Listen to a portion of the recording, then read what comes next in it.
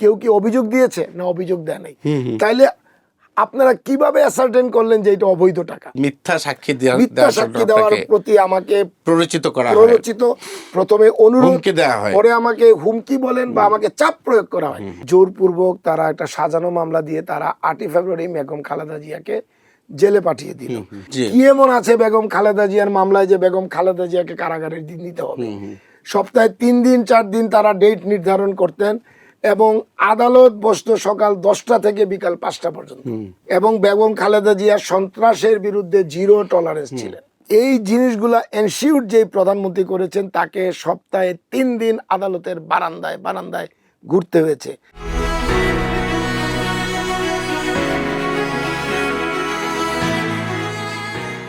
দর্শক, আমন্ত্রণ জানাচ্ছি নাগরিক প্রতিদিনের নিয়মিত আয়োজন কারাগারের দিনগুলি অনুষ্ঠান থেকে। আমি আশরাফ পিকু। আজকে আমাদের সাথে উপস্থিত আছেন ডক্টর জিয়াউল ইসলাম মুন্না, যিনি সাবেক প্রধানমন্ত্রী বেগম খালেদা জিয়ার পার্সোনাল উইংয়ের এপিএস ছিলেন এবং বেগম খালেদা জিয়ার রাজনৈতিক উপদেষ্টা জনাব হারিস চৌধুরীর এপিএস হিসাবে কাজ করতেন। জনাব মুন্না, কেমন আছেন আপনি? আলহামদুলিল্লাহ, ভালো আছি। এবং আপনি গত 5ই আগস্টের পরে অতিরিক্ত সচিব হিসাবে বোধহয় কাজ করছিলেন বিআইডব্লিউটিতে, বাংলাদেশ মেম্বার অপারেশন প্ল্যানিং হিসেবে। জি। তো কেমন চলছে আপনার দিনকাল? আলহামদুলিল্লাহ, ভালো চলেছে। দীর্ঘ 18 বছর চাকরি ছিল না, মামলা হামলা বিভিন্ন নির্যাতনে জর্জরিত ছিলাম। তো 5ই আগস্টের পর আলহামদুলিল্লাহ, এবং বর্তমান গণতান্ত্রিক সরকার একটা চলমান দেশে, সব দিকে সুন্দর একটা পরিবেশ, আমরা সবাই ভালো আছি আলহামদুলিল্লাহ। এবং আপনি যদি আমি ভুল না করে থাকি, আপনি যদি বোধহয় বাংলাদেশের একমাত্র সরকারি কর্মকর্তা যিনি বেগম খালেদা জিয়ার মামলায় জেল খেটেছেন। জি। এবং এই মিথ্যা মামলাটি আসলে আপনার সম্পৃক্ততা যেমন আমাদেরকে অনেকটাই আশ্চর্য করেছে, এবং বেগম খালেদা জিয়ার মামলাটি আমরা জানি সম্পূর্ণ বানোয়াট একটি মামলা ছিল। এই ব্যাপারে যদি কিছু বলতেন, আসলে কেমন ছিল ব্যাপারগুলো? এই যে বেগম খালেদা জিয়া প্রায় দীর্ঘ 10 বছর তাকে আদালতে আসা যাওয়া করতে হয়েছে, তার প্রতি যে আচরণ হতো সে আচরণের ব্যাপারে আপনি তো এইসবের প্রত্যক্ষ সাক্ষী, কারণ আপনি এটার সাথে এই মামলার একজন, আপনাকেও এই মামলার আসামি করা হয়েছিল। যদি একটু বলতেন আমাদেরকে, আমাদের দর্শকদের উদ্দেশ্যে। ধন্যবাদ পিকু ভাই। নাগরিক প্রতিদিনের পক্ষ থেকে আজকে আমাকে আমন্ত্রণ জানানোর জন্য আপনাদেরকে ধন্যবাদ জানাচ্ছি।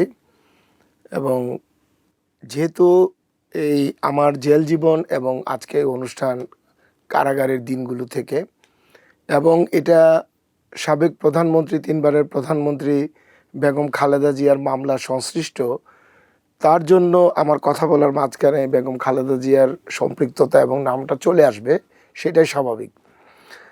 এই মামলাটা ছিল জিয়া চ্যারিটেবল ট্রাস্ট মামলা। এই মামলাটার আসামি আমাকে করা হয়েছে। আমি ম্যাডাম খালেদা জিয়ার পার্সোনাল উইংয়ের এপিএস, মানে উনার পার্সোনাল উইংয়ের উনার যে রাজনৈতিক সচিব ছিলেন জনাব হারিস চৌধুরী সাহেব, উনার এপিএস ছিলাম। এবং সেই সূত্র ধরে আমার উপরে জিয়া চ্যারিটেবল ট্রাস্ট এর ট্রাস্ট ডিডটা এটা করার জন্য আমাকে দায়িত্ব অর্পণ করা হয়। হারিস চৌধুরী সাহেব দায়িত্বটা দিয়েছিলেন, এবং 1882 সালের ট্রাস্ট অ্যাক্ট অনুযায়ী এই ডিডটা করা হয়েছে। এবং এই ডিডটা করার সময় বিভিন্ন সময়ে আমি তৎকালীন যারা আইন বিশেষজ্ঞ, তৎকালীন আইনমন্ত্রী ব্যারিস্টার মওদুদ আহমেদ, ব্যারিস্টার নাজমুল হুদা, ব্যারিস্টার আমিনুল হক, সবাই প্রয়াত, তাদের কাছে গিয়েছি একাধিকবার এই ট্রাস্ট ডিডটা সংশোধন করার জন্য। ট্রাস্ট ডিডটা হওয়ার পরে 2005 সালের কোনো এক সময় এই জিয়া চ্যারিটেবল ট্রাস্টটা গঠিত হয়। জিয়া চ্যারিটেবল ট্রাস্টের উদ্দেশ্য ছিল বিএনপি তথা বাংলাদেশ জাতীয়তাবাদী দলটা পরিচালিত হবে। দলের সমস্ত খরচ নির্বাহ, দলের নির্বাচনকালীন খরচ, আপৎকালীন যে খরচ, এবং দেশের যে দরিদ্র জনগোষ্ঠী, বানবাসী মানুষ, আপনার বন্যা কবলিত মানুষ যারা আছেন, এবং আপনার যেটা বলে যে দরিদ্র এবং মেধাবী যারা লোকজন, এতিম যারা আছে তাদের শিক্ষাবৃত্তি, তাদেরকে প্রণোদনা দেওয়া, শ্রমিক প্রণোদনা দেওয়া, এই ট্রাস্টের একটি উদ্দেশ্য ছিল। ট্রাস্ট অ্যাক্টের মধ্যে এগুলো ইনকর্পোরেটেড আছে। তো এই মামলাটা আসলে একটি, আমি যেটা মনে করি যে এটা একটি রাজনৈতিক উদ্দেশ্য প্রণোদিত মামলা এবং একটি ফরমায়েশি রায়। বেগম খালেদা জিয়াকে সম্পৃক্ত করে তাকে, বেগম খালেদা জিয়াকে সম্পূর্ণ ইলেকটোরাল প্রসেস থেকে উনাকে আইসোলেটেড করার জন্য 2008-এর 30শে ডিসেম্বর যে ইলেকশনটা হয়েছে, তড়িঘড়ি করে মামলাটা হয়, 2009-এ মামলাটা হয় এবং 2018-তে এই মামলা, দুইটা মামলা একসাথে চলমান ছিল, জিয়া অরফেনেজ ট্রাস্ট এবং Zia charitable trust. Zia orphanage ট্রাস্টও একটা এতিমখানা মামলা। এখানে কাতার সরকার প্রায় তৎকালীন সময়ে 2 কোটি টাকা কাতার গভর্নমেন্ট দিয়েছেন এবং এই টাকাটা আপনার এটা সরকারি তহবিল এবং এটা জিয়াউর রহমান সাহেব, আপনারা জানেন আন্তর্জাতিক পরিমণ্ডলে অনেক নাম ছিল, উনি ইসলামিক যে উম্মা এর একজন লিডার ছিলেন, উনি ইরান ইরাক যুদ্ধ বন্ধের ইসলামিক বিশ্ব থেকে নির্বাচিত প্রতিনিধি ছিলেন এবং উনি অনেকটা সাকসেসফুল হয়েছিলেন। সব কিছুর প্রতি মানে শ্রদ্ধা জানিয়ে এবং ওআইসিতে সম্পৃক্ত করা, ওআইসিতে সম্পৃক্ত ছিলেন। কাতার গভর্নমেন্ট 2 কোটি টাকা দিয়েছেন জিয়া অরফেনেজ ট্রাস্ট। এটা ধরেন তৎকালীন যে পররাষ্ট্রমন্ত্রী কর্নেল মুস্তাফিজুর রহমান, উনি কিছু টাকা নিয়েছেন এবং উনি একটা করেছেন, আপনার এতিমখানা করেছেন। কিন্তু এইখানে এটা 4 কোটি টাকার মতো ছিল। 2 কোটি টাকা কর্নেল মুস্তাফিজ সাহেব নিয়েছেন এবং 2 কোটি টাকা, ওইটা নিয়ে কোনো সম্পৃক্ততা নাই, কোনো মামলা হয় নাই। কিন্তু এই টাকার জায়গায় আছে 2 কোটি টাকা। বর্তমানে আজকের দিনে বিভিন্ন ব্যাংকে 8 কোটি টাকা আছে, প্রায় 2-4 লাখ কম 8 কোটি টাকা আছে, কিন্তু মামলা হয়েছে বেগম খালেদা জিয়া। মোস্তাফিজ সাহেব যে 2 কোটি টাকা নিয়েছিলেন 4 কোটি টাকা থেকে, সেটা দলের অনুমতি নিয়ে এবং জিয়া অরফেনেজ ট্রাস্ট করেছেন এবং এটা বাগেরহাটে, ওইটা নিয়ে কোনো সম্পৃক্ততা হয় না। কিন্তু বেগম খালেদা জিয়া যেই টাকাটা উনি এটা করার উদ্দেশ্যে রেখেছেন, 96 সালে তড়িঘড়ি করে একটি আন্দোলন হয়েছে এবং তখন এটা করা হয় নাই। 2009-এ এই মামলাটা তারা লস্ট করলো এবং এই মামলাটা বাকি 2 কোটি টাকার জায়গায় আছে, টাকা বেড়ে 8 কোটি টাকা হয়েছে। কিন্তু মামলাতে বেগম খালেদা জিয়াকে এই মামলায় 5 বছর জেল দেওয়া হয়েছে এবং পরে আপিল করে, পরে হাইকোর্ট থেকে আপিল বিভাগে ফরমায়েশি রায়ে তাকে সাজা বাড়িয়ে 10 বছর সাজা প্রদান করা হয়েছে। এবং 2018-র 30শে অক্টোবর জিয়া চ্যারিটেবল ট্রাস্ট মামলার রায় ঘোষণা করা হয়। তখন উনি কারাগারেই ছিলেন। কারাগার থেকে উনি আদালতে এসে কয়েকবার হাজিরা দিয়েছেন এবং আমি যে মামলায় সম্পৃক্ত ছিলাম সেটা হলো জিয়া চ্যারিটেবল ট্রাস্ট। ট্রাস্টি বোর্ডে ছিলেন, আমি যতটুকু মনে পড়ে, বেগম খালেদা জিয়া ম্যাডাম এবং উনার 2 পুত্র, জ্যেষ্ঠ পুত্র তারেক রহমান সাহেব বর্তমান প্রধানমন্ত্রী এবং উনার প্রয়াত পুত্র আরাফাত রহমান কোকো, এবং এইটা উনারা সিগনেটরি ছিলেন। এবং এই মামলাটা যখন করা হয়, এই মামলাটার বিষয়বস্তু আপনি দেখেন, মামলাটা হলো একটা, আমি তো অরফেনেজ ট্রাস্টের কথা বললাম, চ্যারিটেবল ট্রাস্ট হলো একটা জমি নিয়ে আপনার এই যে রমনা মৌজার মধ্যে বিএনপি অফিস, যে তার এটা রমনা বাবে মৌজায় উল্টা দিকে একটা 42 কাঠা জমি, উনাদের পারিবারিক আত্মীয় স্বজন হতে, আপনার আইরিন খান, অ্যামনেস্টি ইন্টারন্যাশনালের তৎকালীন সাধারণ সম্পাদক আইরিন খানের মা জোবাইদা খানম, উনার এই পারিবারিক ছিলেন। আইরিন খান মা জোবাইদা খানম হলো আমাদের যে বর্তমান প্রধানমন্ত্রী স্ত্রী বেগম জোবাইদা রহমানের আত্মীয়া। তো উনাদের পারিবারিক বন্ধনের মধ্যে একটা জায়গা বেচা কেনা হবে এবং এই জায়গাটা কেনা বেচা হয়েছে পার্টি ফান্ড, পার্টির টাকাতে। এখানে মামলা কিভাবে হয়? আপনি মামলা, এটা 7.5 কোটি টাকা দিয়ে একটি জমি কেনা হয়েছে। এই 7.5 কোটি টাকার মধ্যে 6 কোটি 18 লক্ষ টাকা 1909, এটা আপনার আমি ইনফরমেশনগুলো বলি, এটা জাতি জানা দরকার। জি। আপনি দেখেন মামলাটা যারা মেইনলি ডিল করেছে তাদের কেউই এখন বেঁচে নাই। প্রয়াত রাজনৈতিক সচিব জনাব হারিস চৌধুরী সাহেব, সাদেক হোসেন খোকা সাহেব, কর্নেল আকবর সাহেব নাই, ম্যাডামও নাই। তো আমার জানা মতে যতটুকু আছে আমি আপনাদের ততটুকু তথ্যগুলো জি আমাদের দর্শকরা জানার প্রয়োজন। 6 কোটি 18 লক্ষ টাকা ছিল ব্যাংকে। এটা 1979 সালে যখন বিএনপি অফিস ধানমন্ডি 27 নম্বরে ছিল, এখানে একটি ধানমন্ডি স্কুলের উল্টা দিকে একটি ইয়ে ছিল, লালমাটিয়া সোনালী ব্যাংক। এই সোনালী ব্যাংকে কিছু টাকা ছিল পে অর্ডার করা, এটার সিগনেটরি বা এটা ইয়ে ছিলেন, নামে ছিল বর্তমান প্রধানমন্ত্রী জনাব তারেক রহমান এবং প্রাক্তন বিএনপি মহাসচিব জনাব আব্দুল মান্নান ভূঁইয়ার নামে। এবং আরেকটা জায়গায় টাকা ছিল পে অর্ডার, এটা হলো আপনার পূবালী ব্যাংক নয়াপল্টন শাখা বিএনপি অফিসের কাছে। এইটার পে অর্ডারগুলো এটার ছিল আপনার ঢাকার তখন সভাপতি ছিলেন আব্দুল মান্নান, প্রয়াত বিমান মন্ত্রী ও পর্যটন মন্ত্রী আব্দুল মান্নান এবং প্রয়াত আপনার বিএনপি স্ট্যান্ডিং কমিটি মেম্বার এবং শামসুল ইসলাম সাহেব। তো আমাকে যখন হারি চৌধুরী সাহেব নির্দেশ দিলেন যে এই টাকাগুলো এনে চ্যারিটেবল ট্রাস্টে, তখন আমি আপনাকে বলেছি চ্যারিটেবল ডিট যে ট্রাস্টটা হয়ে গেছে বেগম খালেদা জিয়ার নামে একটা জিয়া চ্যারিটেবল ট্রাস্ট, ওই অ্যাকাউন্টটা খোলা হইলো প্রধানমন্ত্রী কার্যালয়ের ভিতরে, এটা সুরক্ষিত স্থানে সোনালী ব্যাংকে।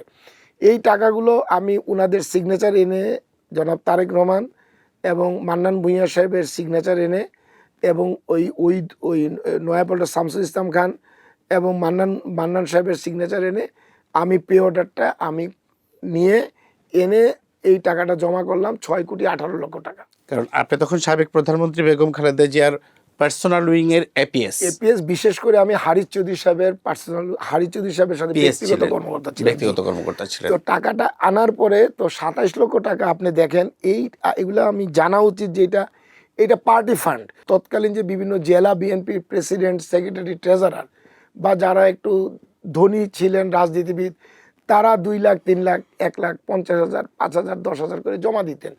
এইভাবে 55 লাখ, 55 লাখ টাকা জমা তারা দিয়েছেন এই ফান্ডে এবং এটা ট্রাস্ট ক্লজের মধ্যেও আছে যে এই টাকাটা জমা দিতে পারবেন। এই যে প্রাক্তন প্রধানমন্ত্রী শেখ হাসিনার কাছে যে আমরা দেখছি বিভিন্ন দুর্যোগের সময় বিভিন্ন ব্যাংক অ্যাসোসিয়েশন 10 কোটি, 20 কোটি, 100 কোটি, 50 কোটি দিয়েছে, সেই টাকা না, এই টাকা মাত্র 2 লাখ, 1 লাখ, 5 লাখ, এইভাবে 55 লাখ।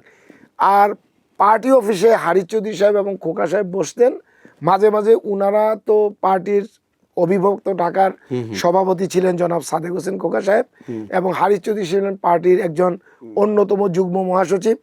উনাদের কাছে টাকা যেগুলো আসতো এগুলা উনি আমাকে দিয়েছেন। আমি ওই ম্যানেজার সাহেবকে বলতাম, ম্যানেজার সাহেবের টাকা আমি পেইন স্লিপে জমা করেছি 27 লক্ষ টাকা এবং এইভাবে টাকা জমা করে 7 কোটি টাকা হয়েছে। এটা পার্টির টাকা, পার্টি ফান্ড। এবং প্রয়াত যে মেয়র সাদেক হোসেন খোকা সাহেব, উনার একটা ফান্ড থেকে উনারও বোধহয় এপিএস মুনিরুল ইসলাম খান আমার সহ যে আসামি ছিল, সে বোধহয় 1,35,00,000 টাকা এটা জমা দিয়েছে। এই 8,35,00,000 টাকা ম্যাডাম 2টা চেকের মাধ্যমে জমির মূল্য বাবদ, আনুমানিক অনেক দিন আগের কথা, প্রায় আপনার 20 বছর আগের কথা, আমার মনেও নাই, 7.5 কোটি টাকার 2টা চেক দিয়েছেন, ডিসবার্স করেছেন। এই চেকটা হারিস চৌধুরী সাহেব আমাকে দিলেন। আমি গেলাম ব্যাংকে, গিয়ে আমি যখন এই চেকটা দিলাম বললাম যে পে অর্ডার করতে হবে এবং আমার উপর নির্দেশ ছিল যে পে অর্ডারটা জমির যে বিক্রেতা সুরাইয়া খানের বাসায় নিয়ে পৌঁছে দিতে হবে। তো আমি তো এপিএস, আমি সরকারি কর্মচারী বা কর্মকর্তা, আমারই তো কাজ করতে হবে। আরে বাবা, এখন যদি বলা হয় তাহলে কোন সচিব আগে যাবে, ডিজিএফআই এর চিফ যাবে না এনএসআই এর চিফ যাবে না ক্যাবিনেট সেক্রেটারি যাবে, সবার মধ্যে দৌড়াদৌড়ি শুরু। আমি সেটা মনে করি। তো আমি একজন ছোট কর্মকর্তা, আমার উপরে দায়িত্ব, আমি এটা পে অর্ডার করলাম। আপনাকে তখন আমাকে ম্যানেজার সাহেব, ডিজিএম সাহেব ছিলেন, ওনার নামটা মনে নেই, উনি বললেন যে ভাই আপনি একটু চেকের পিছে একটা সই করেন, চেকটা এনকেশ করা হবে, আপনি সই করেন। আমি সই করলাম এবং এই পে অর্ডারটা করলাম। পে অর্ডারটা নিয়ে আমি ওই জমি বিক্রেতার কাছে দিলাম। এইটাই হইলো, আপনি একটা প্রশ্ন করেছিলেন, এটা আমি মামলার অন্তর্ভুক্ত হয়ে গেলাম। এবং মামলার বিষয়বস্তু ছিল, ওরা বলতেছে যে অভিযোগ ছিল যে নামে বেনামে আমরা টাকা, কিন্তু আপনি আমাদের যে আইনজীবী, বর্তমানে যে public prosecutor advocate Aminul Islam আমার আইনজীবী ছিলেন এবং আপনার বিখ্যাত আইনজীবী যারা আপনার ওই যে এস.এ. মোহাম্মদ আলী, রেজাক খান, তারপরে ব্যারিস্টার আপনার অ্যাডভোকেট মাহবুব হোসেন খন্দকার, উনারা ব্যারিস্টার মাহবুদ্দিন খোকন, ব্যারিস্টার রুহুল কুদ্দুস কাজল, বদরুদ্দোজা বাদল, বর্তমান যে আইনমন্ত্রী উনিও ছিলেন, তারপরে আপনার ডিপটি স্পিকার সাহেব উনিও ছিলেন, সবাই উনারা জেরা করেছেন। এবং জেরার মধ্যে স্পেসিফিক্যালি আমার আইনজীবী অ্যাডভোকেট আমিনুল ইসলাম বলেছেন যে কিভাবে আসামিরা বেগম খালেদা জিয়াকে বৈধ অবৈধ উৎস থেকে টাকা সংগ্রহ, কেউ কি অভিযোগ দিয়েছে না অভিযোগ দেয় নাই? তাইলে আপনারা কিভাবে অ্যাসার্টেন করলেন যে এটা অবৈধ টাকা? এটার কোনো উত্তর নাই। তড়িঘড়ি করে তারা একটা ফরমাসি রায় দিয়েছে। এবং দুদক যখন আমাকে ডাকে, আমাকে অভিযুক্ত দুদকের একজন আইও ছিল, আইও উনি দুইটা মামলারই আইও, চ্যারিটেবল এবং অরফানেজ ট্রাস্ট। উনি আমাকে বললেন যে স্যার আপনি সাক্ষী হতে পারেন, কারণ জিয়া অরফানেজ ট্রাস্টের যে আরেকজন আসামি উনি ছিলেন একজন সরকারি কর্মকর্তা, উনার নাম ছিল সৈয়দ জগলুল পাশা, উনি 82 বেচেন। ওই আইও আমাকে বলতেছে যে স্যারকে আমরা সাক্ষী করেছি, আপনি কেন ঝক্কি ঝামেলা যাবেন, আপনি সাক্ষী হয়ে যান, আপনি সাক্ষী হয়ে যান। আমি সরাসরি অস্বীকার করেছি, আমি সাক্ষী হব না। কারণ বেগম খালেদা জিয়া আমাকে, ম্যাডাম খালেদা জিয়া আমাকে টাকা দেন নাই বা কোনো নির্দেশ দেন নাই। আমাকে যে নির্দেশ প্রদান করা হয়েছিল, এই নির্দেশটা প্রদান করেছেন জনাব হারিস চৌধুরী, উনার রাজনৈতিক সচিব। অতএব আমি বেগম খালেদা জিয়ার বিরুদ্ধে কোনো সাক্ষী দিতে পারবো না। তাহলে কিন্তু আপনি ইয়ে হয়ে যাবেন, আসামি হয়ে যাবেন, আপনি জেল কাটবেন। আমি বললাম আমার যদি সেটা কপালে থাকে আমি আসামি হব এবং আমি আইনগত মোকাবিলা করব, কিন্তু আমি বেগম খালেদা জিয়া যতটুক জানি, উনাকে আমি চিনি গত 30-35 বছর ধরে, আমি উনার বিরুদ্ধে কোনো সাক্ষী দিব না। অর্থাৎ মিথ্যা সাক্ষী দেওয়ার প্রতি আমাকে প্ররোচিত করা হয়, প্রথমে অনুরোধ দেওয়া হয়, পরে আমাকে হুমকি বলেন বা আমাকে চাপ প্রয়োগ করা হয়, কিন্তু আমি করি নাই। এটা ডকুমেন্ট আছে, এটা প্রয়াত প্রধানমন্ত্রী বেগম খালেদা জিয়া, ম্যাডাম খালেদা জিয়া উনিও জানেন, এটা মহাসচিবও জানেন, এটা আপনার ব্যারিস্টার মাহবুবুদ্দিন খোকন এবং যারা আইনজীবী তৎকালীন যাদের নাম বললাম, জানতেন, অ্যাডভোকেট শিমুল বিশ্বাস উনার বিশেষ সহকারী, সবাই জানেন। আমি পরে গিয়ে উনাদেরকে বলেছিলাম যে আমাকে সাক্ষী হওয়ার জন্য চাপ। কিন্তু আপনি দেখেন অন দ্য কন্ট্রারি আরেকটা মামলা যে উনি আসামি ছিলেন, ডক্টর কামাল সিদ্দিকী বেগম খালেদা জিয়ার সচিব ছিলেন 91-96 গভর্নমেন্টে, উনাই এবং উনার পিএস কিন্তু সাক্ষী হয়ে যায় এবং মিথ্যা সাক্ষী দিয়ে বেগম খালেদা জিয়াকে জেলে আরো ত্বরান্বিত করেছে, কিন্তু আমি সাক্ষী হইনি। এইটাই আমার সার্থকতা, এইটাই আমার আজকে দেখেন সান্ত্বনা। বেগম খালেদা জিয়া আজকে যে কত জনপ্রিয়, উনার জানা যায় আপনি দেখেন, মানে দল মত নির্বিশেষে শত্রু মিত্র সমস্ত লোক, প্রায় 100 কোটি লোকের মতো জানাজা হয়েছে। জি। এবং বেগম খালেদা জিয়াকে একটি পরিত্যক্ত জেলখানায় রাখা হয়, যেখানে কোনো জনমানবহীন একটি জায়গায় তাকে আটকে রাখা হয়। এটা আপনারা সবাই জানেন, উনাকে একটা সলিটারি কনফাইনমেন্ট বলা হয়, একটা পরিত্যক্ত শেষ সেতে, যেখানে কেঁচো, আপনার কিছুটা বিচ্ছু, তারপরে আপনার তেলাপোকা, টিকটিকি। আপনি বলতে পারেন যে আমরা কেমনে জানলাম? কারাগারের যারা কর্মকর্তা কর্মচারী তাদের তো ডিউটি শিফট হয়, তারাই এসে আমাদের কাছে গল্প করতেন যে এইভাবে। এবং একটা সলিটারি কনফাইনমেন্ট, এই জেলখানার মধ্যে বেগম খালেদা জিয়া ছাড়া আর কেউ ছিল না। 2007-08 যখন 111 গভর্নমেন্ট যখন বেগম খালেদা জিয়া ম্যাডামকে অ্যারেস্ট করলো এবং শেখ হাসিনা উনাকে অ্যারেস্ট করলো, তাদেরকে স্পিকার এবং ডিপটি স্পিকারের তাদের বাসভবনে রাখা হয়েছিল এবং এটা সম্মান প্রদর্শন করা হয়েছিল। এবং প্রাক্তন প্রেসিডেন্ট এরশাদ সাহেব যখন কারাগারে ছিলেন তখন উনাকে গুলশানের একটা বাড়িতে রাখা হয়েছিল। কিন্তু একমাত্র ব্যতিক্রম ম্যাডাম খালেদা জিয়ার ক্ষেত্রে, তাকে একটা সলিটারি কনফাইনমেন্ট, এটা হয় না। এটা একটা আপনি গুয়েতানামা বে বা আরও যারা নির্জন কারাবাস আছে তার সাথে, এবং তিলে তিলে উনাকে শেষ করে দেওয়ার একটা সাইকোলজিক্যালি এবং এইভাবে করে শেষ করে দিয়েছে। নাহলে আজকের এই দিনে, এই সুন্দর দিনে, গণতান্ত্রিক পরিবেশে, যে গণতন্ত্রের মা, যে গণতন্ত্রের জন্য তার জীবন, সেই এরশাদ বিরোধী আন্দোলনের থেকে আজকে যে উনার যে এরশাদ বিরোধী আন্দোলনে যে গণতন্ত্রের জন্য যে লড়াই, এরশাদকে মানে বিতাড়িত করা, এবং এই সমস্ত কিছুর জন্য বেগম খালেদা জিয়ার অবদান। তারপরে কিছুদিন গণতন্ত্র ছিল, আবার 111, আবার স্বৈরাচারী শেখ হাসিনার শাসন, এবং এই সমস্ত আজকে যেটা গণতন্ত্র আসছে, গণতান্ত্রিক সরকার, আজকে ইলেকশনের মাধ্যমে আজকে আমরা বেগম খালেদা জিয়া উনাকে মিস করছি। উনি থাকলে দেশ ও জাতি আরও অনেক উপকৃত হতো।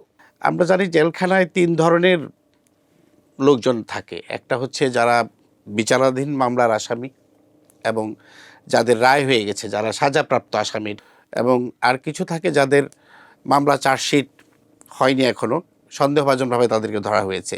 আপনি তো জেলখানায় ছিলেন, একজন ঊর্ধ্বতন সরকারি কর্মকর্তা যেহেতু, এই 3 ধরনের মানুষের কি একই রকম খাবার, একই রকম শোবার ব্যবস্থা, একই রকম আচরণ করা উচিত সরকারের? তো একটি মিথ্যা ফরমায়েশি রায়ে, একটি মিথ্যা সাজানো মামলায় যখন কয়েদি ডক্টর জিয়াউল ইসলাম মুন্না বলে ডাক দিত, তখন সত্যিই আমার খুব কষ্ট লাগতো এবং হৃদয় ক্ষরণ হতো। এবং মহান আল্লাহ তাআলার কাছে আমরা সব সময় প্রার্থনা করতাম যে এই অবস্থা থেকে যেন আমরা পরিত্রাণ পাই, এবং মহান আল্লাহ তাআলা এই অবস্থান থেকে আমাদেরকে পরিত্রাণ করে দিয়েছেন। তো খাবার দাবারের ব্যবস্থা, হ্যাঁ, কয়েদি এবং হাজতি যারা সবারই খাবার দাবার এক, কিন্তু আমরা যেহেতু একটি সেন্সিটিভ মামলার আসামি ছিলাম এবং আমাদের সাজা হয়ে গেছে, আমাদেরকে খুব আইসোলেশনের মধ্যে রাখা হতো। এবং আপনার এটা বলে যে ফাঁসির আসামি যেসব প্রকোষ্ঠে থাকতো, এটা আপনি ধরেন 8 ফিট বাই 10 ফিট একটা রুম, ভিতরে আপনার 4 ফিট বাই 3 ফিট একটি টয়লেট, টয়লেটের ওয়াল হলো 3-4 ফিট, সেখানের মধ্যে টয়লেটও হইতো এবং আপনার খাওয়া দাওয়া ঘুম টুম সব কিছু। খাওয়াটা সকালবেলা ধরেন লাল আটা রুটি এবং আপনার গুড় দেওয়া হতো, অথবা কোনো সময় শুকনা চিরা আর গুড়। আর দুপুরবেলা আপনার ভ্যানে করে খাওয়া আসতো, খাওয়া আসলে ধরে আপনার ঘন্টি দেওয়া হইতো, ঘন্টি দিলে আপনার মোটা চাল এবং ডাল এবং আপনার একটা সবজি দেওয়া হইতো। এই সবজিটা ধরেন এরা ঘন্টি দিত, সবাই থালা বাসন, আমাদের যারা সেবক ছিল তারা যাইতো খাওয়াগুলো আনতো। তারপরে ধরেন আপনার এইখানের মধ্যে আমি মাঝে মাঝে যখন একটু ডাক্তারের কাছে যেতাম বা মেডিকেলে আসার সময় দেখতাম ওইখানে মশা ভন করতেছে, তো সেই খাওয়াটা খাওয়ার সময় আসলে খুব কষ্টই লাগতো। প্রায় 7 বছর আমাদের জেল হয়েছিল বেগম খালেদা জিয়া সহ। ম্যাডাম খালেদা জিয়ার জেল হয়েছিল 10 বছর প্লাস 7 বছর, 17 বছর। আর আমাদের জেল হয়েছিল একটা মামলায় আমার 7 বছর। যে দল এখন ক্ষমতায় আছে, অর্থাৎ আপনার দল ক্ষমতায় আছে, আপনি কি কোনো সুপারিশ করবেন জেলখানার এসব কিছু কিছু অব্যবস্থার ব্যাপারে? আমি সুপারিশ করতে পারি। আমি প্রায় 3 বছরের মতো জেল খেটেছি। আমি যেটা দেখেছি, আমি ওই দিন কাকে বললাম, আমি হেলথ সেক্রেটারি সাহেবের সাথে কথা হইলো, উনারে বললাম এবং আইজি প্রিজন সাহেবকে বললাম যে জেলখানায় যেটা হইলো স্বাস্থ্যসেবা খুব ঝুঁকিতে আছে। জি।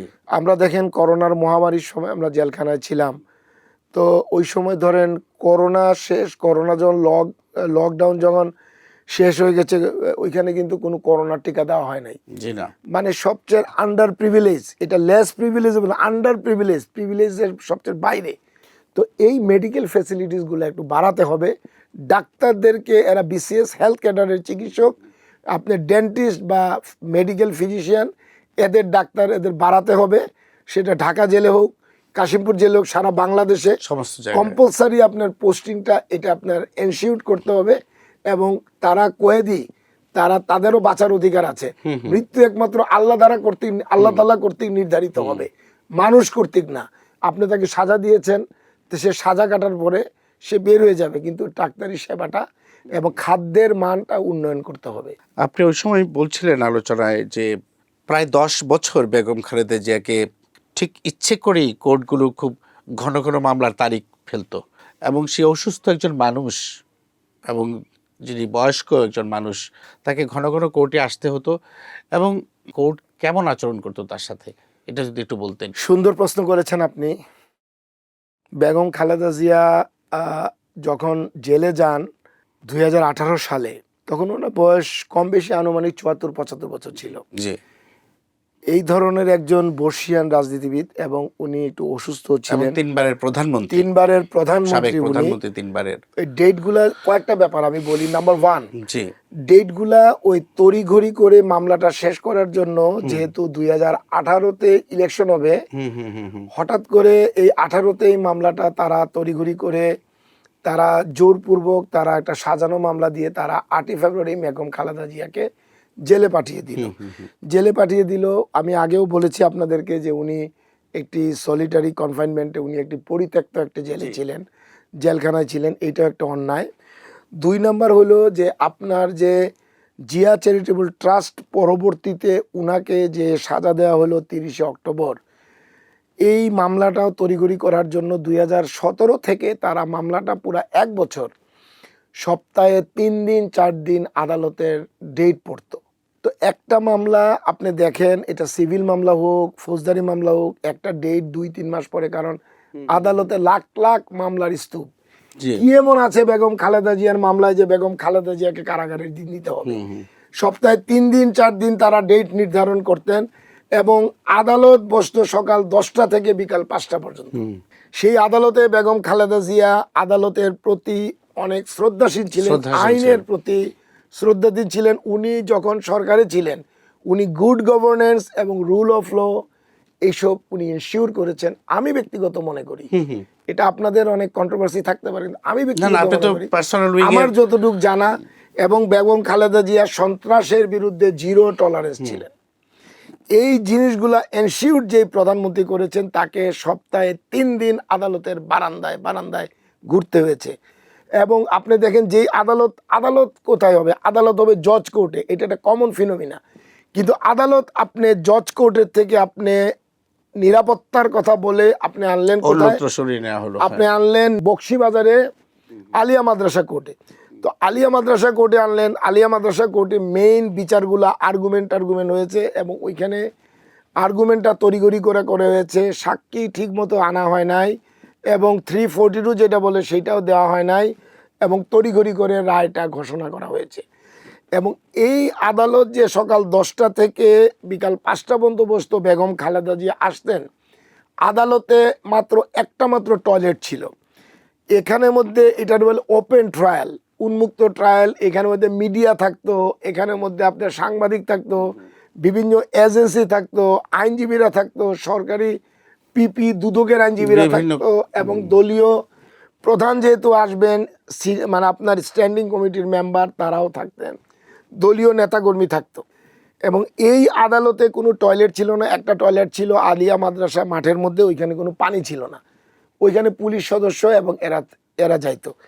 এবং আদালতের মধ্যে যে টয়লেট ছিল, ওই টয়লেটটা লেখা ছিল পিপি মোশাররফ হোসেন কাজল সাহেবের ব্যবহারের জন্য, ওইখানে আমরা যেতাম। তাহলে বেগম খালেদা যে 3 বারের প্রধানমন্ত্রী, আপনি একটা নাটক মঞ্চস্থ করলেন, ট্রায়াল মঞ্চস্থ করলেন, বয়স্ক, উনি একজন নামাজি মানুষ, উনি একজন পরেশগার মানুষ, উনি অজু করবেন কোথায়, নামাজ পড়বেন কোথায়, এটা আপনি এনশিওর করবেন। তারপরে আসেন আপনি যেদিন ট্রায়াল হইতো, যেদিন আপনি আদালত বসতো, ওই দিন সেই আপনার বুয়েটের রাস্তার মোড় থেকে এইদিকে আপনার বকশীবাজার অত্র অঞ্চলে একটা গাড়ি তো দূরে কথা, পিঁপড়াও আসতে পারতো না। বিএনপির নেতা কর্মীরা বেগম খালেদা জিয়াকে নিয়ে স্লোগান দিত, এর জন্য ওইদিকে পুলিশ কর্ডন করে রাখতো। তাহলে আমরা খাবার দোকান, আদালত যখন মধ্যাহ্ন বিরতি দিত, নামাজের বিরতি, তখন আমরা সাধারণত মহাসচিব সহ আমরা ওই যে সিঙ্গারা আর কলা খেতাম, অথবা বনরুটি আর কলা। এটা মহাসচিব নজরুল ইসলাম খান, মির্জা আব্বাস সাহেব সবাই খেয়েছেন, রুহুল কুদ্দুস তালুকদার, দুলু সবাই খেয়েছেন। এবং যারা বড় বড় নেতা সবাই, আমরাও খেতাম, উকিল সাহেবরা খেতাম, এবং রং চা আমরা এটা খাইতাম। ম্যাডাম খালেদা জিয়া কি খেতেন? আমি এই যে মির্জা আব্বাস সাহেবের স্ত্রী, উনার নাম হলো আফরোজা আব্বাস। উনার বাসা থেকে ম্যাডাম পছন্দ করে ছোটো ছোটো সিঙ্গারা আর আপনার চিকেন বল ছোট ছোট, উনি আনতেন, 1টা বা 2টা খেতেন। ম্যাডাম তো একদম কম খেতেন, এই খাইতেন। তো আপনি কোনো পানির ব্যবস্থা নাই, আপনি কোনো টয়লেটের ব্যবস্থা নাই, এইটাই তো একটা নির্যাতন, এইটাই তো একটা এবং আপনি আদালতের মধ্যে যখন আপনি ঢুকবেন আলিয়া মাদ্রাসা মাঠে, তখন দেখতাম যে আপনার 3 না 7 স্তরের অন্তত নিরাপত্তা। আপনার এখানের মধ্যে আপনার আনসার আছে, আপনার এপিবিএন আছে, আপনার সাধারণ পুলিশ আছে, আপনার বিডিআর আছে, বিজিবি, আপনার আছে, র্যাব আছে, জল কামান, তারপরে আপনার জেল পুলিশ, কারাগারের ভ্যান, তারপরে আপনার গরম পানি, তারপরে আপনার এমন কোনো আয়োজন নাই সেখানে রাখা হতো না। হ্যাঁ, অসংখ্য ধন্যবাদ ডক্টর জিয়ারুল ইসলাম মুন্না। আপনার মাধ্যমে আমাদের দর্শকরা অনেক কিছুই জানলো, অনেক অজানা তথ্য জানলো। আপনাদেরকেও ধন্যবাদ। এবং কারাগারের দিনগুলো থেকে যে আজকে কথা বলার জন্য সুযোগ দিয়েছেন, আমি জানি না আমি কতটুকু বলতে পেরেছি, কিন্তু আমার বলার মাধ্যমে যদি দর্শক শ্রোতাগণ কিছুটা জানতে পারেন তাহলে আমি ধন্য হব। এবং আজকে আপনাদের এখানে আমন্ত্রণ জানার জন্য আবারও আপনাদের কর্তৃপক্ষকে ধন্যবাদ জানাচ্ছি। আপনাকেও ধন্যবাদ। সুপ্রিয় দর্শক, শেষ করছি আজকের মতো। আরও একদিন আসবো অন্য আরেকজন অতিথি নিয়ে।